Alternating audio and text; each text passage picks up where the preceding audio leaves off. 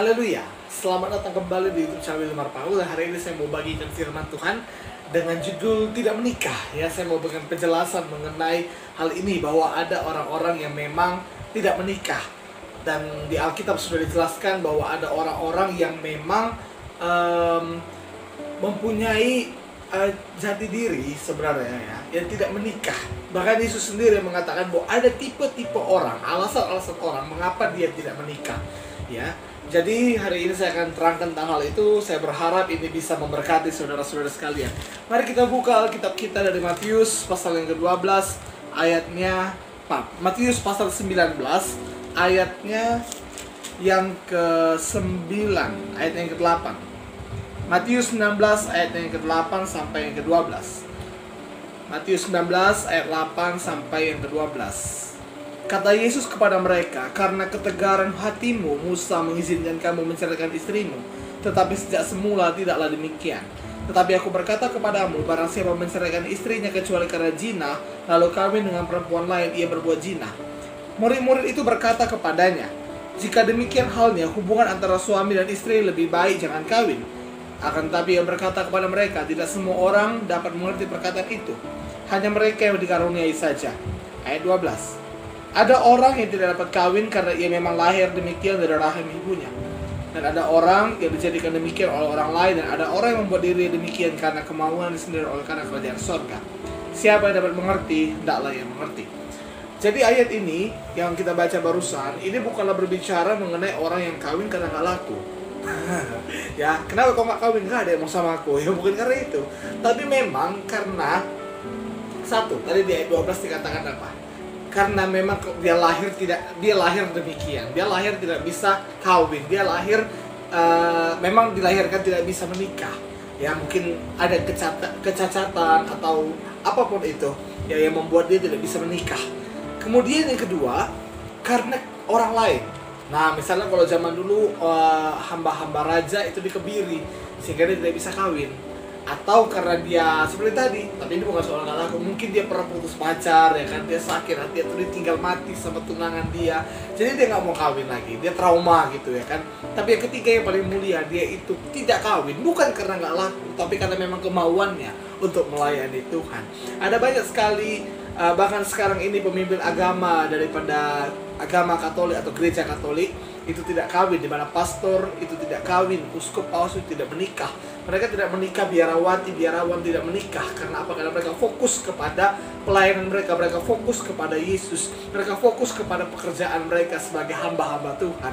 Dan kita lihat Paulus juga tidak menikah. Jadi dia fokus, memang hasilnya itu luar biasa saudara. Ya dimana Paulus itu bisa menulis 13 surat kalau saya nggak salah, 13 surat dalam perjanjian baru, dan dampaknya itu sampai sekarang. Dia menjelaskan Injil, dia menjelaskan bagaimana Yesus, bagaimana karya penyelamatan Tuhan Yesus yang sangat luar biasa, dan dampaknya itu sangat luar biasa. Jadi betul-betul efektif, ya. Tetapi bagaimana? Mungkin saudara mengalami keberatan. Bagaimana dengan Kejadian 2 ayat 18? Bukankah Tuhan berkata tidak baik kalau manusia itu seorang diri saja? Nah, saya mendapatkan pengertian bahwa dari Kejadian 2 ayat 18 ini, itu kan Adam sendiri masih. Adam itu sendiri loh, satu-satunya manusia saat itu. Jadi bagaimana kesepian Adam itu bukan karena tidak kawin, namun karena dia memang gak punya kawan ngomong. Alkitab mengatakan ya bahwa tidak baik Adam sendiri, tidak baik manusia itu seorang diri. Karena apa? Berarti manusia pada hakikatnya diciptakan sebagai makhluk sosial, yaitu makhluk yang membutuhkan orang lain dalam hidupnya.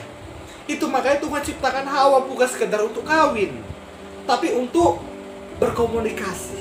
Tapi karena memang juga perkawinan itu adalah satu anugerah, maka Tuhan menikahkan mereka, memberkati mereka, dan mereka menjadi pasangan suami istri pertama di Alkitab. Teman-teman yang dikasihi oleh Tuhan, bercerai itu memang tidak boleh. Ya, kalau dalam Matius 19 itu dikatakan boleh karena zina. Tapi nanti kita lihat, ini kan di zaman Yesus sampai di 1 Korintus 7, ya, itu tidak boleh zina. Tapi saya akan tidak boleh cerai walaupun karena zina. Nanti saya akan bahas mungkin di lain waktu. Hari ini saya mau bahas mengenai tidak kawin, ya. Ada, dan ini murid-murid Yesus yang mengatakannya dalam ayat 11, ayat 10 mereka mengatakan, Murid-murid itu berkata kepadanya, jika demikian halnya hubungan antara suami istri, lebih baik gak usah kawin. Nah, jadi dalam terjemahan lain dituliskan seperti ini. Kalau memang kayak gitu, nggak boleh cerai, lebih bagus membujang aja seumur hidup. Ya, biarlah jadi perawan tua, biarlah jadi lajang tua, ya kan? Nah, karena kata Yesus tidak boleh ada perceraian. Tapi hukum Taurat itu karena apa? Karena ketegaran hatimu. Maksudnya itu apa? Karena kekerasan hatimu. Ya, karena mereka berontak. Kayak mana lah kalau misalnya ada masalah. Jadi perkawinan Kristen keduanya itu menjadi satu. Jadi pernikahan memang ada orang-orang yang tidak menikah. Ya. Nah, jadi bukan berarti tidak menikah karena apa? Karena takut gak bisa cerai. Bukan karena itu. Karena itu ada karunia Allah.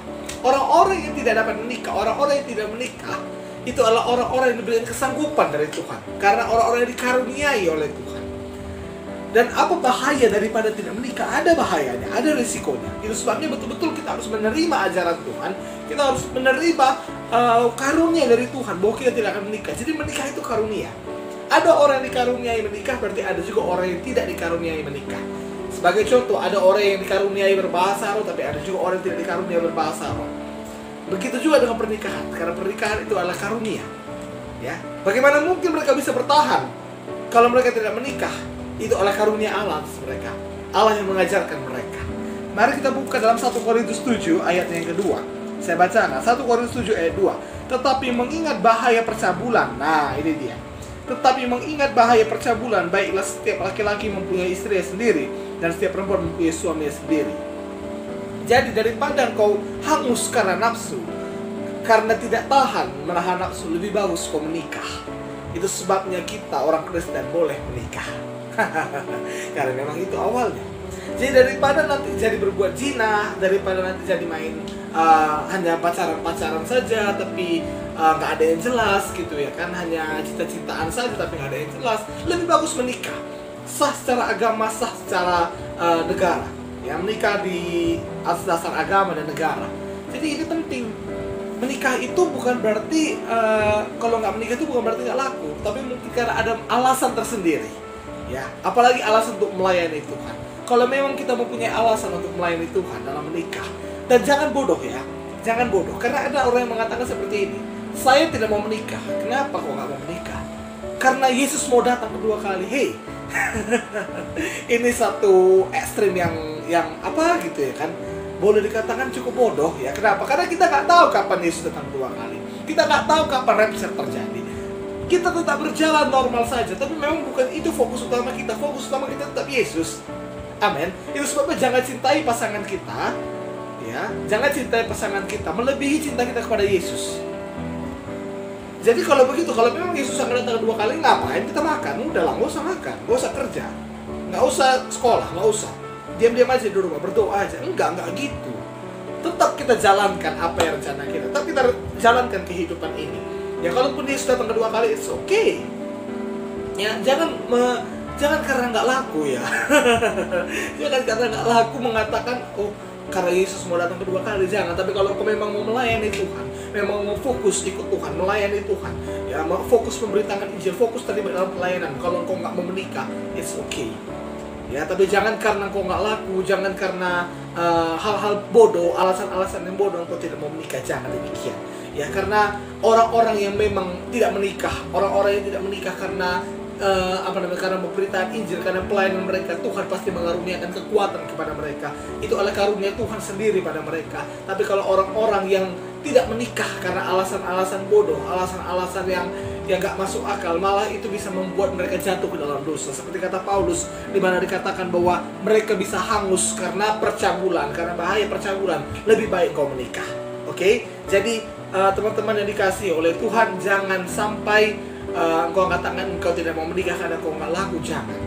Amin. Seorang hamba Tuhan besar di Indonesia ini, inspirasi saya, Pendeta Gilbert mengatakan, jomblo tidak dosa. Saya suka kata-kata itu. Jomblo itu bukanlah satu kutukan, jomblo itu bukanlah satu akibat dosa. Jomblo itu artinya engkau sedang menunggu yang terbaik dari Tuhan. Pendeta Gilbert mengatakan, adalah baik jika engkau jomblo daripada jadi piala bergilir. Lebih bagus kau jomblo dulu, kau dapatkan yang baik, kau benahi diri yang paling menjadi lebih baik, dan pada waktunya kau akan dapatkan pasangan yang terbaik pada waktu yang terbaik. Saya berdoa ini kiranya bisa memberkati saudara. Dan jangan lupa subscribe channel ini, kemudian like, comment, dan juga share. Dan aktifkan lonceng notifikasi supaya setiap ada video baru, teman-teman bisa mendapatkan notifikasi daripada channel ini. Sampai jumpa di video berikutnya. Tuhan Yesus memberkati.